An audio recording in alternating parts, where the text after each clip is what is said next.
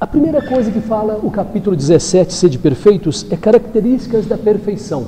Sede perfeitos, então, primeira coisa, identificar o que seria, então, a perfeição. E uma frase que nós escolhemos que sintetiza toda essa perfeição seria essa que está aí nessa projeção, onde está escrito que amai os vossos inimigos e fazei o bem àqueles que vos odeiam e orai por aqueles que vos perseguem e vos caluniam. São palavras de Jesus Cristo. Se amais apenas aqueles que vos amam, que recompensa tereis? Os publicanos não fazem a mesma coisa? Então, estas palavras ditas por Jesus, há mais de 2000 anos atrás, resumem de uma forma muito categórica o que seria a característica da perfeição. Orar por aqueles que nos perseguem, amar aqueles que nos odeiam. Quão difícil é isso, mas esse é o caminho que nós temos que percorrer para chegarmos à perfeição que nós temos que chegar algum dia. Então, essa característica é que nós temos que buscar a cada instante, a cada dia, a cada momento. Gostar de quem gosta de nós é muito fácil. Amar quem nos ama é facílimo. O difícil é amar aqueles que têm alguma coisa contra nós, que nos perseguem, nos prejudicam em nossa família, em nosso trabalho, na sociedade em geral. Esse é o grande desafio que nós temos pela vida. Esse é o nosso grande compromisso se quisermos ser pessoas perfeitas a cada dia um pouco mais, nessa escala evolutiva. Um outro tópico, estamos resumindo ainda, não entrei no meu assunto, tá? Estamos resumindo ainda o capítulo 17, que fala também do homem de bem. O verdadeiro homem de bem é aquele que pratica a lei de justiça, de amor e caridade na sua maior pureza. Eu não vou entrar em muitos detalhes, que isso aqui já foi objeto de palestras anteriores, apenas para a gente se situar dentro do contexto. Gente, o verdadeiro homem de bem é aquele que pratica a lei de justiça, amor e caridade. Se nós fizermos apenas e tão somente essas três coisas, não precisamos fazer mais nada. Sermos justos, amorosos e caridosos. Congrega tudo que um homem de bem precisa fazer. Se nós pegarmos o nosso Evangelho, tem uma série de sugestões para sermos pessoas de bem. Fala que temos que ter fé em Deus, o homem de bem tem fé em Deus, tem fé no futuro, acredita no futuro, aceita sem lamentações as provas que lhes são apresentadas e que acontecem em suas vidas, encontra satisfação nos benefícios que distribui, ou seja, tem uma série de sugestões para sermos pessoas de bem. Então, quem tiver aí o Evangelho, todo mundo trouxe o Evangelho aí debaixo do braço, né? Eu sempre pergunto isso, né? Capítulo 17, item 3, homem de bem, todo mundo trouxe? Eu tenho dois aqui, quem que gostaria de receber um Evangelho? Aquele moço lá, Lúcio, por favor. Pediu um, quem mais? Pedi e recebereis, quem mais quer um? Eu tenho mais um aqui, quem não tem? Todo mundo tem? Mais alguém que queira o Evangelho segundo o Espiritismo? Estou decepcionado, ninguém quer. De grátis, é 0800. Aquela garota lá, por favor, Lúcio. Aquela menina de vermelho lá, por favor. Gente, precisamos ter o hábito de trazer o nosso Evangelho, ou então ler antes. A gente publica aqui na entrada do salão a palestra do dia seguinte, da semana seguinte, né?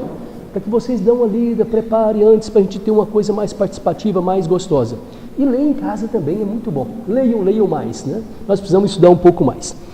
Após falar do homem de bem, nós vamos falar sobre os bons espíritas, dizendo que o espiritismo bem compreendido e bem sentido leva o homem às qualidades mencionadas anteriormente, que são de homem de bem, que caracteriza o verdadeiro espírita, o verdadeiro cristão.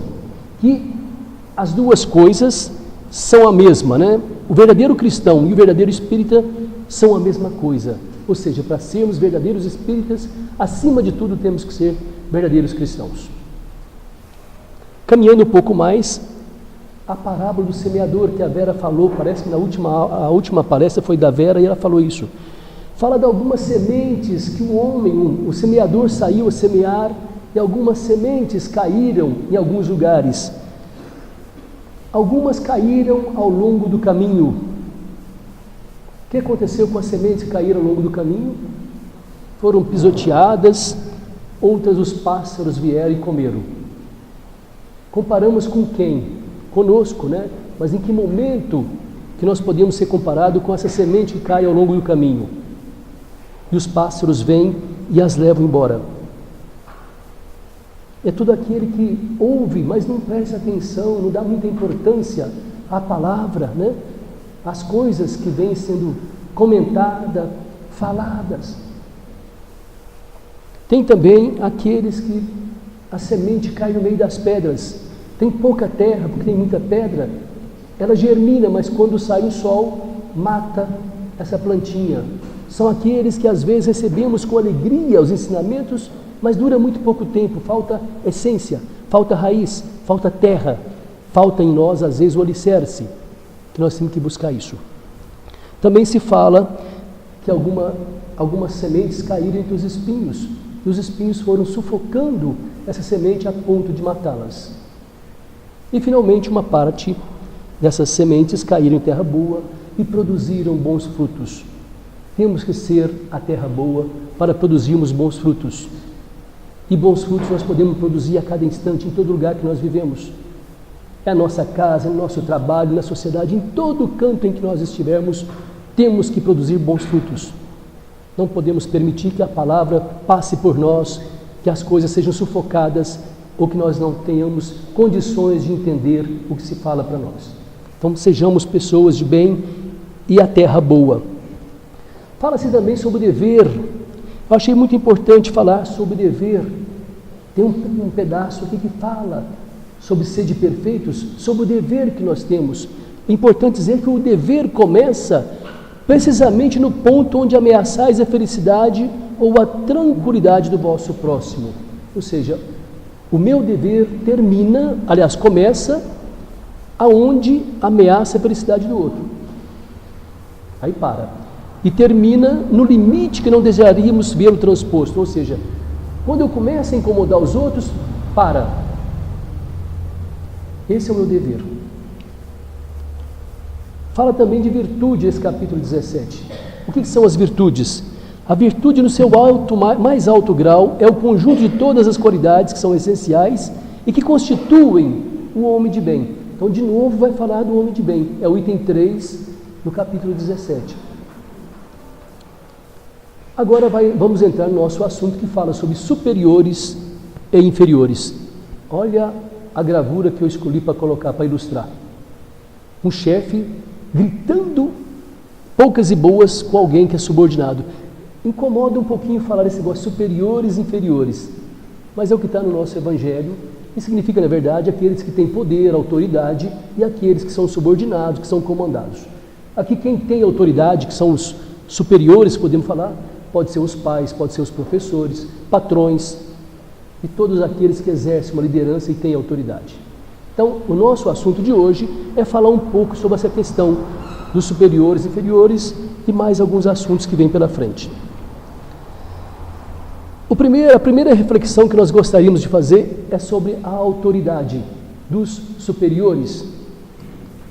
Então, a autoridade, assim como a riqueza, ela é uma delegação. Foi delegado por quem? Por Deus. E da qual teremos, ou quem tem, terá que prestar contas àquele que dela estiver investido. Aqui aproveita-se para fazer uma correlação da autoridade com a riqueza. Em ambos os casos, quem tem riqueza e quem tem autoridade, um dia vai ter que prestar contas disso. Por quê? Porque não é dele. Foi dada a ele, tanto riqueza quanto autoridade. Então, um dia teremos que prestar contas da nossa autoridade como pais, como mães, como professores, como patrões, como chefes, como gerentes, como líderes. Então, um dia teremos que prestar contas. O que fizemos com a autoridade que nós temos? O que recebemos gratuitamente? É a mesma coisa da questão da riqueza.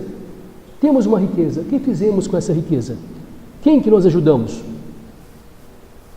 Então, é importantíssimo começarmos essa reflexão sobre a autoridade, lembrando que é uma delegação, foi nos dado por alguém, e que teremos que prestar contas algum dia sobre isso que nós estamos investidos.